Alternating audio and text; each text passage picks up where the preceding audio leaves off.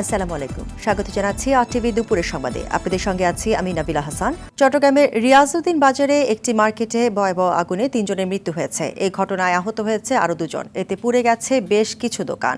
গেল রাতে তামুকুন্ডু লেনের মোহাম্মদিয়া প্লাজায় এই অগ্নিকাণ্ডের ঘটনা ঘটে। ফায়ার সার্ভিসের 9টি ইউনিট 4 ঘণ্টা চেষ্টায় আগুন নিয়ন্ত্রণে আনে। ফায়ার সার্ভিস জানায়, রাত 2টার দিকে মার্কেটের দ্বিতীয় তলার একটি মোবাইলের দোকান থেকে আগুনের সূত্রপাত হয়। মুহূর্তের মধ্যে তা পুরো মার্কেটে ছড়িয়ে পড়ে। 8তলা ভবনের নিচের 4 তলায় মার্কেট ছিল। উপরের 4 তলা গুদাম ও আবাসিক হিসেবে ব্যবহার হতো। তবে আজ শুক্রবার সাপ্তাহিক ছুটির কারণে অধিকাংশ দোকান বন্ধ থাকায় ভবনে বেশি মানুষ ছিল না। বৈদ্যুতিক শর্ট সার্কিট থেকে আগুন লেগেছে বলে ধারণা ফায়ার সার্ভিসের। এতে কয়েক কোটি টাকার ক্ষতি হয়েছে বলে দাবি ব্যবসায়ীদের।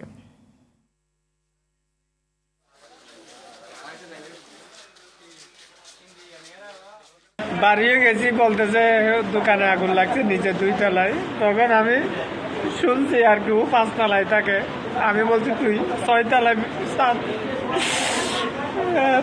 বের হয়েছে, তো বলছি আধা ঘন্টা কথা বলছি। ও বাথরুমে ঢুকে বসে আছে কি আমার ওখানে মার্কেটে নামার সাথে শুনতেছে একজন সিকিউরিটি গার্ড আমাকে বলছে ওই মানে আগুন লাগছে, তোমরা এখানে বসে কেন ছিল। আমরা সবাই দূরে গেছি, দেখতেছি এখানে সবাই আগুন লাগতেছে। এই মার্কেটটার নাম হচ্ছে রিজন কমপ্লেক্স। এখান থেকে আরেকটা লাগছে মহাদি প্লাজা। দর্শক, চট্টগ্রামের রিয়াজউদ্দিন বাজারে রয়েছেন সহকর্মী সাইফুল মাহমুদ। সরাসরি যোগ দিচ্ছেন তিনি। সাইফুল, আহতদের শারীরিক অবস্থা নিয়ে চিকিৎসকরা কি বলছেন এবং নিহতদের মরদেহ হস্তান্তর হয়েছে কিনা বিস্তারিত জানাবেন। যে নাবিলা যেমনটি বলেছেন, গতকাল রাত 1টার সময়ে চট্টগ্রামের রিয়াজউদ্দিন বাজারে যে অগ্নিকাণ্ডের ঘটনা ঘটেছে, সেই ঘটনায় 3 জন নিহত হয়েছেন। 3 জনের লাশ চট্টগ্রাম মেডিকেল কলেজ হাসপাতালে রয়েছেন এবং তাদের লাশ এখনো পর্যন্ত পরিবারের কাছে হস্তান্তর করা হয়নি। কিছু আইনি প্রক্রিয়া রয়েছে, সেই আইনি প্রক্রিয়া শেষ করে তাদের লাশ পরিবারের কাছে হস্তান্তর করা হবে। এবং যেই 2 জন আহত হয়েছেন তাদেরকে কিন্তু চিকিৎসা দেওয়া হচ্ছে এবং ডাক্তাররা জানিয়েছেন তাদের শারীরিক অবস্থা মোটামুটি ভালো আছে। তবে খুব বেশি যে মারাত্মক ক্ষতি হয়েছে সেরকম নয়। তাদেরকে হয়তো আজকে বিকাল অথবা আগামীকাল নাগাদ হাসপাতাল থেকে তাদেরকে রিলিজ দেওয়া হবে বলে জানিয়েছেন। তবে আমরা সকাল থেকেই কিন্তু এখানে রিয়াজউদ্দিন বাজার যেই জায়গাটিতে অগ্নিকাণ্ডের ঘটনা ঘটেছে সেখানে সকাল থেকে আমরা অবস্থান নিয়েছি এবং আমরা বেশ কিছু আশেপাশের লোকজনের সাথে কথা বলে যেটা জানলাম, আসলে যেই দোকানটিতে অগ্নিকাণ্ডের ঘটনা ঘটেছে সেই দোকানের যাতায়াতের রাস্তা এতই শুরু যে একজন গেলে আরেকজন আসার সাধারণত আসলে দাঁড়িয়ে থাকতে হয়।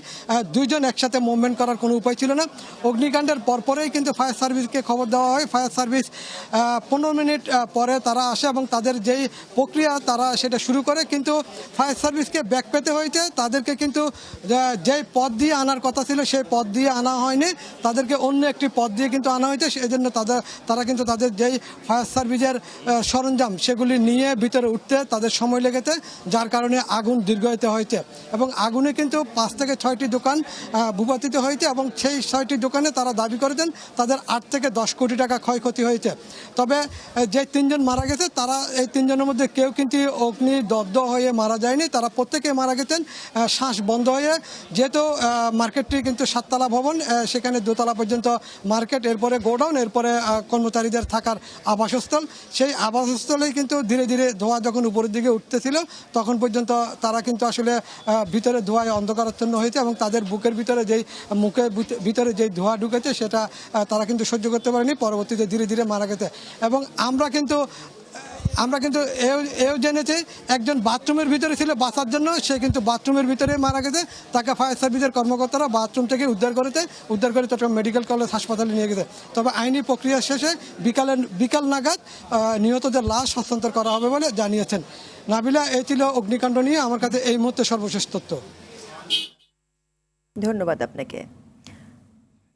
কোরবানির ঈদের পর বড় ধরনের দরপতন হয়েছে রাজধানীর মুরগি বাজারে। বাজার ভেদে কেজিতে প্রায় 40 টাকা কমে 180 টাকায় বিক্রি হচ্ছে ব্রয়লার মুরগি, 50 টাকা কমে সোনালিকা 300 আর 100 টাকা পর্যন্ত কমেছে দেশি মুরগির দাম। 2 দফায় ডজনে 15 টাকা কমে ডিম বিক্রি হচ্ছে 150 থেকে 155 টাকায়। তবে মাছের বাজারে বেড়েছে উত্তাপ, কেজিতে 400 বেড়ে ইলিশ বিক্রি হচ্ছে 2000 টাকায়।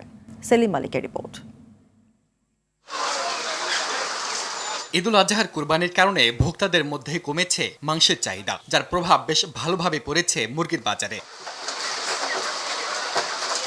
রাজধানীর পলাশী বাজারে ব্রয়লার, সোনালিকা ও দেশি মুরগির দাম কমেছে 40 থেকে 100 টাকা পর্যন্ত। ব্রয়লার তো ঈদের আগে 220 টাকা ছিল, এখন 180 টাকা পাওয়া যেতেছে। সোনালী ছিল 350-60, 300-290 টাকা সোনালী পাওয়া যেতেছে। আর দেশি মুরগি ছিল 700 টাকা কেজি, এখন বর্তমানে 600 টাকা কেজি দেশি মুরগি। এদের আগে উত্তাপ ছড়ায় ডিমের বাজারে। ডজন প্রতি বাদামি ডিমের দাম ওঠে 165 টাকা পর্যন্ত। তবে জাতীয় ভোক্তা অধিকার সংরক্ষণ অধিদপ্তরের অভিযানের পর কমতে শুরু করে দাম। 2 দফায় কমেছে 15 টাকা। 165 টাকা আমরা ডজন বিক্রি করছি, 55 টাকা হালি। ঈদের পরে আবার বাজার কমছে, 52 টাকা হালি বেশি, এক ডজন বেচতেছি 150 টাকা। নদীতে মাছ কম ধরা পড়ছে, এমন কারণ দেখিয়ে প্রায় সব ধরনের মাছের দাম কেজিতে 100 টাকা বাড়িয়েছেন ব্যবসায়ীরা। ইলিশে বেড়েছে 400 টাকা পর্যন্ত। 1 কেজির উপরে এখন হচ্ছে 2000, আগে 1600 টাকা ছিল 1 কেজি 200 গ্রাম। চিংড়ি মাছ ছিল আগে 1000 টাকায়, সেটা 1100 টাকা হয়ে গেছে। আর যেটা ছিল 800 টাকা, সেটা 850 টাকা হয়ে গেছে। ঝাঁজ বেড়েছে দেশি পেঁয়াজে। কয়েকদিনের ব্যবধানে কেজিতে 20 টাকা বেড়ে কমেছে মাত্র 5 টাকা। এদিকে 5 টাকা বাড়তি দামে বিক্রি হচ্ছে আলু। ঈদের আগে 80 থেকে 85 টাকা ছিল পেঁয়াজ, এখন মাঝখানটা আবার 100 টাকা ছিল, এখন 5 টাকা কমা 90-95 এরকম। আলু 60 টাকা, ঈদের আগে 55 টাকা ছিল, 55-50 এরকম ছিল। সবজি কিনতে ভোক্তাদের খরচ করতে হবে বাড়তি টাকা। পেঁপে ছাড়া 50 টাকার নিচে মিলছে না কোনো সবজি। মরিচের দাম প্রায় 250। বেগুন 80 থেকে 90 টাকা, চিচিঙ্গা 50-60 টাকা কেজি, জিঙ্গাও এরকম 60-70 টাকা কেজি। কাঁচামরিচের দাম গত 2 দিন আগে একটু বেশি ছিল, আজকে অনেকটাই কমছে দাম, এখন 220 টাকা বা 240 টাকা কাঁচামরিচ। সেলিম মালিক, RTV, ঢাকা। বাংলাদেশের তরুণ সমাজকে আওয়ামী লীগে যোগ দেওয়ার আহ্বান জানিয়েছেন দলটির সাধারণ সম্পাদক ওবায়দুল কাদের। বলেন, বেকার তরুণদের কর্মসংস্থানে নির্বাচনী অঙ্গীকার পূরণ করা হবে। যারা ভারত বিরোধিতার ইস্যু খুঁজে তারা আবারও ভুল পথে হাঁটছে জানিয়ে তিনি বলেন, বঙ্গবন্ধু কন্যা দেশের স্বার্থ বিকিয়ে দিয়ে বন্ধুত্ব করে না। সকালে রাজধানীর মানিক মিয়া এভিনিউতে বাইসাইকেল র্যালির উদ্বোধনীতে এসব কথা বলেন কাদের। আরও জানাচ্ছেন বিপুল দেবরায়। আওয়ামী লীগের ৭৫তম প্রতিষ্ঠা বার্ষিকী উদযাপন এবং সুস্থ, সচল ও আধুনিক ঢাকা গড়ার লক্ষ্যে ঢাকা উত্তর সিটি কর্পোরেশনের উদ্যোগে মানিক মিয়া অ্যাভিনিউতে বাইসাইকেল র্যালির আয়োজন করা হয়। এতে প্রধান অতিথি হিসেবে অংশ নেন আওয়ামী লীগ সাধারণ সম্পাদক, সড়ক পরিবহন ও সেতুমন্ত্রী ওবায়দুল কাদের। এই সময় তিনি বলেন, ভারত বিরোধিতার নামে আজকে যারা আন্দোলনের ইস্যু খোঁজার চেষ্টা করছে তারা আবারও ভুল পথে হাঁটছে। যারা আজকে প্রতিদিনই ভারত বিরোধিতার নামে আন্দোলনের ইস্যু খোঁজার চেষ্টা করছে, তারা আবারও ভুল পথে হাঁটছে।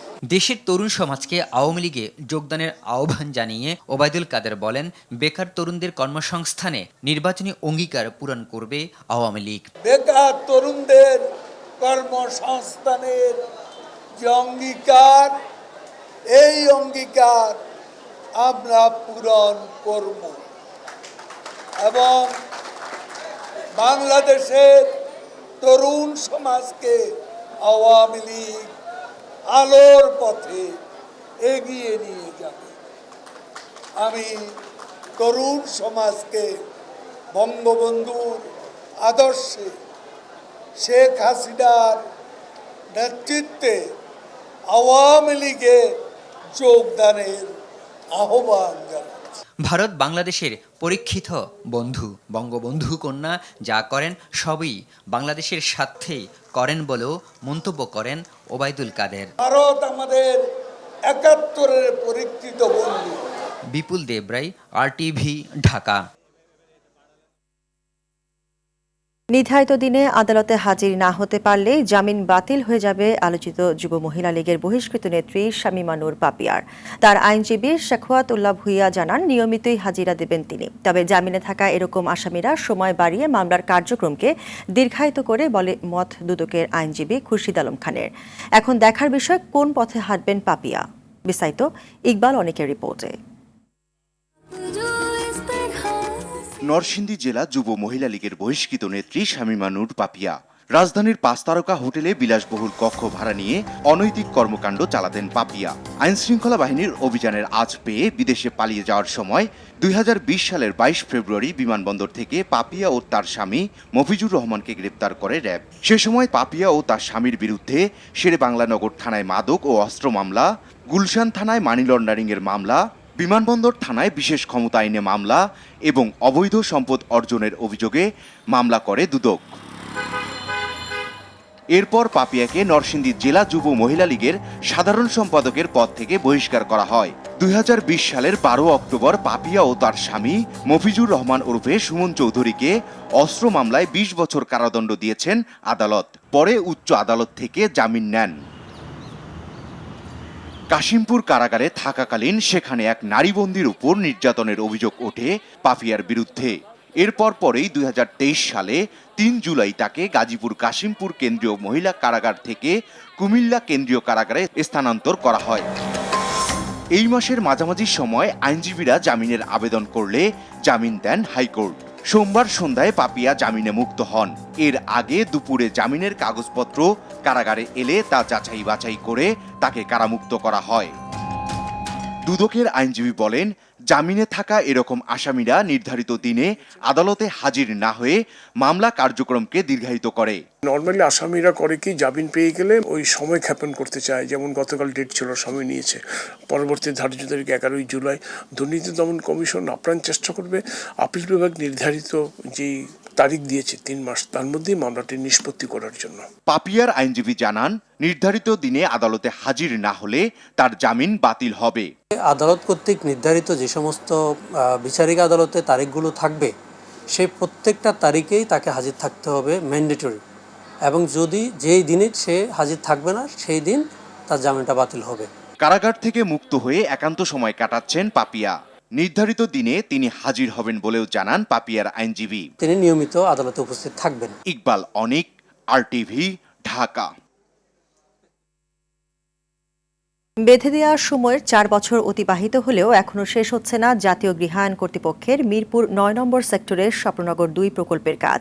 এতে আর্থিকভাবে ক্ষতিগ্রস্ত হচ্ছেন ফ্ল্যাট বরাদ্দপ্রাপ্ত 1500 ব্যক্তি। কাজের ধীর গতির কারণ হিসেবে সক্ষমতা নেই এমন ঠিকাদারকে কাজ দেয়া ও গৃহায়ণ কর্তৃপক্ষের অবহেলাকে দায়ী করছেন তারা। জাতীয় গৃহায়ণ কর্তৃপক্ষের অনিয়ম নিয়ে বিল্লাল হোসেনের 2 পর্ব ধারাবাহিকের আজ শেষ কিস্তি। স্বল্প ও মধ্যমায়ের মানুষকে ফ্ল্যাট দিতে রাজধানীর মিরপুরের স্বপ্ননগর আবাসিক প্রকল্প 1-এর পর 2017 সালে স্বপ্ননগর 2-এর কাজ শুরু করে জাতীয় গৃহায়ণ কর্তৃপক্ষ। 14.98 একর জায়গার উপর নির্মাণ করা হচ্ছে 15টি 14 তলা ভবন। এতে থাকছে 1560টি ফ্ল্যাট। 2020 সালের জুন মাসে ফ্ল্যাট হস্তান্তরের কথা থাকলেও গৃহায়ণ কর্তৃপক্ষের অবহেলায় কাজের বর্তমান চিত্রটাই বলে দেয় অগ্রগতি কতটুকু। কমিউনিটি ভবনের কাজ এখনো শুরুই হয়নি। আমরা আর্থিকভাবে ক্ষতিগ্রস্ত হচ্ছি, এটা বলাই বাহুল্য, কারণ একটা বিশাল অঙ্কের টাকা আমরা এখানে বিনিয়োগ করে রেখেছি। যেই 9টা বিল্ডিং আমাদেরকে আশ্বাস দিয়েছে যে গৃহায়ণ কর্তৃপক্ষ হ্যান্ডওভার দিবে, তো এইখানে বাউন্ডারি ওয়াল না হওয়া পর্যন্ত আমরা এই সিকিউরিটি পারপাসে এখানে উঠতে পারছি না। TCEL কম্প্রিহেন্সিভ হোল্ডিংয়ের অধীনে থাকা 5টি ভবনের কাজ এখনও বাকি রয়েছে 50%। ব্যর্থতার দায়ে 17 নম্বর ভবন নির্মাণের চুক্তি বাতিলের নোটিশও দিয়েছে গৃহায়ণ কর্তৃপক্ষ। জানা যায় এরকম ভবন নির্মাণ কাজের সক্ষমতা নেই কম্প্রিহেন্সিভের। যোগাযোগ করা হলে আগাম অ্যাপয়েন্টমেন্ট ছাড়া কথা বলতে চাননি কোম্পানির MD। সামনাসামনি অ্যাপয়েন্টমেন্ট নিয়ে এসেন। নিয়মা অনুযায়ী কাজ শেষের আগেই ফ্ল্যাটের মোট মূল্যের অর্ধেক অর্থ কিস্তিতে পরিশোধ করেন বরাদ্দপ্রাপ্তরা। অনেকে আবার চাকরি ছেড়ে অবসরের টাকা দিয়েও ফ্ল্যাট বুঝে না পেয়ে থাকছেন ভাড়া বাসায়, যা তাদের জন্য রীতিমতো মরার উপর খাড়ার গা হয়ে দাঁড়িয়েছে। এরই মধ্যে স্বপ্নের ফ্ল্যাটে ওঠার আগেই মারা গেছেন কয়েকজন। ফ্ল্যাট মালিক, তার মধ্যে 18 নম্বর ভবনে একজন ইতিমধ্যে মৃত্যুবরণ করছেন, 19 নম্বর ভবনে একজন মৃত্যুবরণ করছেন। ব্যাংক থেকে লোন নিয়ে তারা কিস্তি পরিশোধ করছে। 30-40 হাজার টাকা পার মান্থ বাসা ভাড়া দিয়ে থাকতেছে। এটা আমাদের জন্য যথেষ্ট ক্ষতিকর। পাশের গৃহায়ণের জায়গা অবৈধ দখলদারদের হাতে থাকায় প্রকল্পের সীমানা প্রাচীর করতে না পারায় বিলম্ব হচ্ছে বলে জানান ঢাকা ডিভিশন 1-এর নির্বাহী প্রকৌশলী। আমরা যে কাজগুলি কমপ্লিট হয়েছে সেখানে ফ্ল্যাটে উঠাই দেওয়ার চিন্তা ভাবনা করেছিলাম। ওনারা বলতেছেন যে যেহেতু উত্তর পাশে অবৈধ দখলদার রয়েছে তাই নিরাপত্তাহীনতা ভুগতে পারে তারা। আমরা যদি নিরাপত্তা নিশ্চিত করতে পারি তাহলেই আমরা ফ্ল্যাট বুঝে দিব এবং ওনারা উঠবেন। যেভাবে কাজ চলছে চলতি বছরের ডিসেম্বরের মধ্যে ফ্ল্যাট বুঝিয়ে দেওয়া সম্ভব হবে বলে জানান তিনি। বিল্লাল হোসেন, RTV, ঢাকা। উত্তর পশ্চিম বঙ্গোপসাগর ও তৎসংলগ্ন এলাকায় একটি লঘুচাপ সৃষ্টি হয়েছে। এতে রংপুর, ময়মনসিংহ, চট্টগ্রাম, সিলেট বিভাগের অধিকাংশ জায়গায়, ঢাকা ও বরিশাল বিভাগের অনেক জায়গায় এবং রাজশাহী ও খুলনা বিভাগের কিছু জায়গায় অস্থায়ীভাবে দমকা হাওয়া সহ হালকা থেকে মাঝারি ধরনের বৃষ্টি ও বজ্রবৃষ্টি হতে পারে। সেই সঙ্গে দেশের কোথাও কোথাও মাঝারি ধরনের ভারী বর্ষণ হতে পারে। চট্টগ্রাম, কক্সবাজার, মোংলা এবং পায়রা সমুদ্র বন্দরসমূহকে ৩ নম্বর স্থানীয় সতর্ক সংকেত দেখাতে বলেছে আবহাওয়া অধিদপ্তর। এবার টি-20 বিশ্বকাপের খবর। টি-20 বিশ্বকাপে সুপার 8-এর ব্যর্থতাকে সঙ্গী করে দেশে ফিরেছে বাংলাদেশ ক্রিকেট দল। সকালে হযরত শাহজালাল আন্তর্জাতিক বিমানবন্দরে অবতরণ করে ক্রিকেটারদের বহনকারী বিমানটি। সাংবাদিকদের এড়িয়ে বিমানবন্দর ত্যাগ করেন বেশিরভাগ খেলোয়াড়। তবে ব্যর্থতার দায় স্বীকার করেন সহ অধিনায়ক তাসকিন আহমেদ। নাজমুল সাকিবের রিপোর্ট। টি-20 বিশ্বকাপ শেষে টাইগারদের ফেরার গল্পটা হতে পারত আনন্দের। ফুলের মালা হাতে ক্রিকেটারদের বরণ করে নিতে বিমানবন্দর চত্বরে অপেক্ষারত দেখা যেতে পারত হাজারো ক্রিকেট ভক্তকে, কিন্তু চিত্রটা একদমই ভিন্ন। টি-20 বিশ্বকাপের সুপার 8-এর ব্যর্থ মিশন শেষে অনেকটাই মুখ লুকিয়ে দেশে ফিরেছে বাংলাদেশ। দলের সঙ্গে ফেরেননি সৌম্য সরকার, লিটন দাস। গতকাল গোপনেই একাদেশে ফেরেন সাকিব আল হাসান। ছুটি নিয়ে হাতুরু সিংহে সহ অন্যান্য কোচিং স্টাফরা ফিরে গেছেন নিজ দেশে। দলের এমন বাজে পারফরম্যান্স আগে দেখেননি উল্লেখ করে বাংলাদেশ ধীরে ধীরে উন্নতি করছে বলে জানান সহ অধিনায়ক তাসকিন আহমেদ। বাংলাদেশ টিমের লাস্ট 10 বছর ধরে প্রায় খেলতেছি, তো কখনো এরকম লম্বা ব্যাটিংয়ে ব্যাট টাইম দেখিনি। আশা করি এটা খুব দ্রুতই কেটে উঠবে ইনশাআল্লাহ। আগের থেকে তো ইমপ্রুভ হচ্ছে, খালি মাইনাস পয়েন্ট দেখলে তো হবে না, এমনি তো মাইনাসেই আছি আমরা, তো প্লাসে আসার তো সর্বোচ্চ চেষ্টা করছি। তাসকিন এমন আশা দিলেও বেজায় দুঃখ বাংলাদেশের ক্রিকেট ভক্তদের মনে। ঠিক আছে। নাজমুস সাকিব, RTV, ঢাকা। এদিকে Jacques Kallis, Albie Morkel, Morne মর্কেলরা যা করতে পারেনি তাই করে দেখালো মার্করামের দক্ষিণ আফ্রিকা। বিশ্ব ক্রিকেটের দাপুটের সব খেলোয়াড় দলে থাকলেও আইসিসির আসরে সেমির গন্ডি পেরোনোর ইতিহাস ছিল না এর আগে। এবার সেই চোকার তকমাকে পেছনে ফেলেছে প্রোটিয়ারা। ভারতকে হারিয়ে নিজেদের ক্রিকেট ইতিহাসে নতুন গল্প লেখার হাতছানি এখন ডিকক রবাদতের সামনে। বিস্তারিত মাহফুজুল ইসলামের রিপোর্টে। জ্যাক ক্যালিসের কথা মনে আছে, কিংবা Morkel brothers, JP Duminy, AB de Villiers কিংবা গ্রাহাম স্মিথের কথা? বিশ্ব ক্রিকেট শাসন করা এই প্রোটিয়ারা সবকিছুই পেয়েছেন শুধু একটি ট্রফি ছাড়া। প্রোটিয়ারা বহুবার আশা জাগিয়েও করেছে নিরাশ। কোনো টুর্নামেন্ট দারুণ শুরুর পর হঠাৎই খেই হারিয়ে নিজেরা দিশেহারা হয়েছে, সাথে ভক্তদেরও আশাহত করেছে বহুবার। এর আগে 5 বার 50 ওভারের ক্রিকেট বিশ্বকাপের সেমিফাইনালে উঠলেও হতাশ করে পেয়েছিল চোকার্সের তকমা। টি-20 বিশ্বকাপে এর আগে 2 বার সেমিফাইনাল খেললেও হয়নি ফাইনালে খেলার ভাগ্য। অষ্টমবারের বেলায় নিজেদের সেমির বৃত্ত থেকে বের করল মার্করাম প্রজন্মের দক্ষিণ আফ্রিকা। 2007 সালে দক্ষিণ আফ্রিকায় হওয়া টি-20 বিশ্বকাপের প্রথম আসরের ট্রফি জিতেছিল ভারত। এরপর আর সে ট্রফি ছুঁয়ে দেখা হয়নি তাদের। এবার সেই ভারতের বিপক্ষে ট্রফি জেতার সুযোগ, এমন সুযোগ কি হাতছাড়া করতে চাইবে প্রোটিয়ারা? মাহফুজুল ইসলাম, RTV। মৌলভীবাজারের 7টি উপজেলার নদী তীরবর্তী এলাকায় বন্যা পরিস্থিতির উন্নতির দিকে থাকলেও হাওর এলাকায় পানি কমেনি। বিশেষ করে হাকালুকি হাওর তীরবর্তী এলাকায় পানি না কমায় দীর্ঘ জলাবদ্ধতার সৃষ্টি হয়েছে। এতে চরম দুর্ভোগে পড়েছেন হাকালুকি হাওর তীরবর্তী 3 উপজেলার বানভাসীরা। ডুবে থাকা ঘরবাড়ি আর রাস্তাঘাটে পানি কমলেও বৃষ্টিতে ফের ডুবে যায় এসব এলাকা। হাকালুকি হাওর তীরের কুলাউড়া, জুড়ি ও বড়লেখা উপজেলায় বন্যা কবলিত হয়ে চরম দুর্দশায় দিন পার করছেন কমপক্ষে 3 লাখ মানুষ। এদিকে সিরাজগঞ্জে আবারও বাড়ছে যমুনা নদীর পানি। নদী তীরবর্তী নিম্নাঞ্চল ও চরাঞ্চলে দেখা দিয়েছে বন্যা আতঙ্ক। গেল 24 ঘন্টায় শহররক্ষা বাঁধ পয়েন্টে যমুনার পানি 4 সেন্টিমিটার বৃদ্ধি পেয়ে বিপদসীমার 119 সেন্টিমিটার নিচ দিয়ে প্রবাহিত হচ্ছে। ন্যাশনাল লাইফ ইন্স্যুরেন্স আন্তর্জাতিক সংবাদ। আজ চলছে ইরানের প্রেসিডেন্ট নির্বাচন। স্থানীয় সময় সকাল 8টা থেকে সন্ধ্যা 6টা পর্যন্ত ভোট গ্রহণ চলবে। তবে ভোটার উপস্থিতি থাকলেও ভোটদানের সময় মধ্যরাত পর্যন্ত বাড়বে। চূড়ান্ত ফলাফল ঘোষণা হতে পারে আগামী 2 দিনের মধ্যে। নির্বাচনে ইরানের সর্বোচ্চ ধর্মীয় নেতার অনুগত 4 জন প্রার্থী লড়ছেন।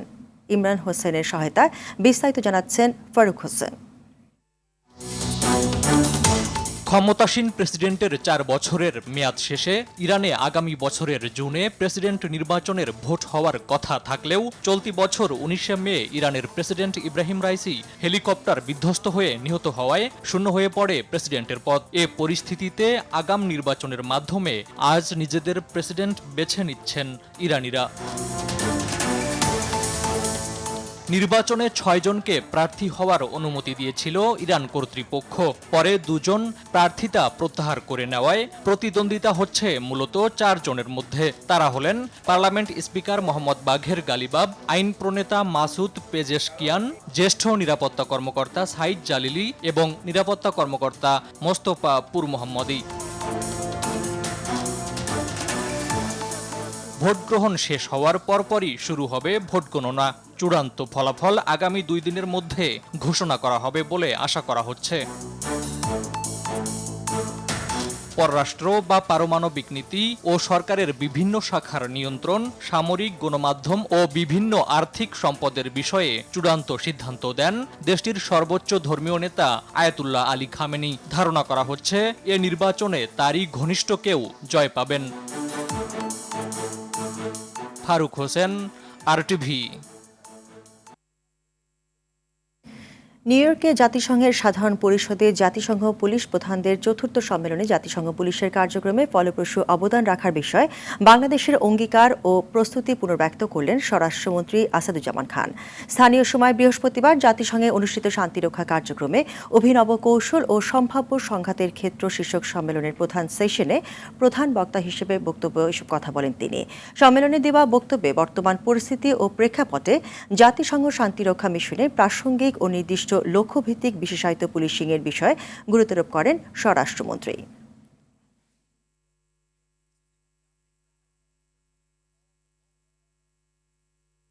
ভারতের কর্ণাটক রাজ্যে হাইওয়েতে দাঁড়িয়ে থাকা ট্রাকের পেছনে একটি মিনিবাসের ধাক্কায় 13 জন নিহত হয়েছে। এই ঘটনায় আহত হয়েছে আরও বেশ কয়েকজন। শুক্রবার ভারতীয় সংবাদ মাধ্যম এনডিটিভি এক প্রতিবেদনে এই তথ্য জানিয়েছে। নিহতরা শিবমোগার বাসিন্দা। তীর্থযাত্রার জন্য তারা বেলাগাভি জেলায় গিয়েছিলেন। সেখান থেকে বাড়ি ফেরার সময় দুর্ঘটনার শিকার হয়। আহতদের স্থানীয় হাসপাতালে ভর্তি করা হয়েছে। তাদের মধ্যে 2 জনের অবস্থা আশঙ্কাজনক বলে জানিয়েছে পুলিশ। দুর্ঘটনার কারণ জানা যায়নি, তবে ধারণা করা হচ্ছে চালক ঘুমিয়ে পড়ায় এই দুর্ঘটনা ঘটেছে।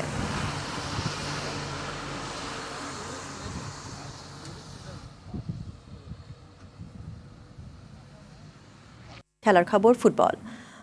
এদিকে কোপা আমেরিকার নিজেদের দ্বিতীয় ম্যাচে কাল প্যারাগুয়ের মুখোমুখি হবে ব্রাজিল। লাস ভেগাসের অ্যালায়ান্স স্টেডিয়ামে খেলা শুরু সকাল 7টায়। প্রথম ম্যাচে কোস্টারিকার বিপক্ষে ড্র করায় চাপে রয়েছে ব্রাজিল। এই ম্যাচে পয়েন্ট হারালে কঠিন হয়ে যেতে পারে সেলেসাওদের কোয়ার্টার ফাইনালের আশা।